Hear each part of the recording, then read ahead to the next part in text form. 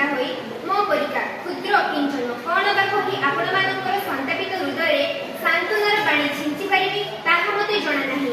ତଥାପି ମୁଁ ମୋର କ୍ଷୁଦ୍ର ମସ୍ତିଷ୍କରୁ କିଛି ଉପସ୍ଥାପନ କରୁଛି। ନମସ୍କାର, ମୁଁ ଶୁଭଶ୍ରୀ ନାୟକ। ମୁଁ 10ମ ଶ୍ରେଣୀରେ ଅଧ୍ୟୟନ କରେ। ଆଜିର ବିଷୟବସ୍ତୁ ହେଉଛି ସ୍ମାର୍ଟ ୱେଷ୍ଟ ମ୍ୟାନେଜମେଣ୍ଟ ଓ ବିକଶିତ ଭାରତ ନିର୍ମାଣ।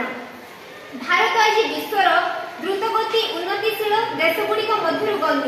ଯେତେବେଳେ ଆମେ ବିକଶିତ ଭାରତର ସ୍ୱପ୍ନ ଦେଖୁଛୁ ସେତେବେଳେ ପରିବେଶ ସୁରକ୍ଷା ଆମର ଦାୟିତ୍ୱ ହେବା ଦରକାର।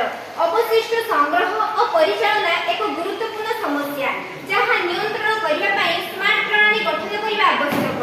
ସ୍ମାର୍ଟ ୱେଷ୍ଟ ମ୍ୟାନେଜମେଣ୍ଟ ମାନେ ହେଉଛି ଡିଜିଟାଲ ଓ ଯାନ୍ତ୍ରିକ ପ୍ରଯୁକ୍ତି ବ୍ୟବହାର କରି ଅବଶିଷ୍ଟକୁ ସଂଗ୍ରହ, ବିଭାଜନ, ରିସାଇକଲ ଓ ଉପଯୋଗୀ ଆକାରରେ ପରିଣତ କରିବା। ସହର ଓ ଗ୍ରାମାଞ୍ଚଳରେ ପରିଷ୍କାର ପରିବେଶ ଗଠନ କରିବା। ଅବଶିଷ୍ଟରୁ ଜୀବାଶ୍ମ ଶକ୍ତି, ବାୟୁ ଓ ଇନ୍ଧନ ଉତ୍ପାଦନ, ପରିବେଶୀୟ ଦୂଷଣ ହ୍ରାସ, ନାଗରିକମାନଙ୍କ ମଧ୍ୟରେ ଜାଗୃକତା ସୃଷ୍ଟି, ସ୍ୱଚ୍ଛ ଭାରତ ଓ ବିକଶିତ ଭାରତର ଲକ୍ଷ୍ୟକରଣ, ସାମାଜିକ ଓ ପରିବେଶୀୟ ଲାଭ, ସୁସ୍ଥ ଓ ସଫା ପରିବେଶ, ରୋଗ ଓ ପ୍ରଦୂଷଣର ହ୍ରାସ, ନବୀନ ରୋଜଗାର ସୃଷ୍ଟି, ପରିବେଶ ସୁରକ୍ଷା ଓ ଜୀବନମାନ ବୃଦ୍ଧି।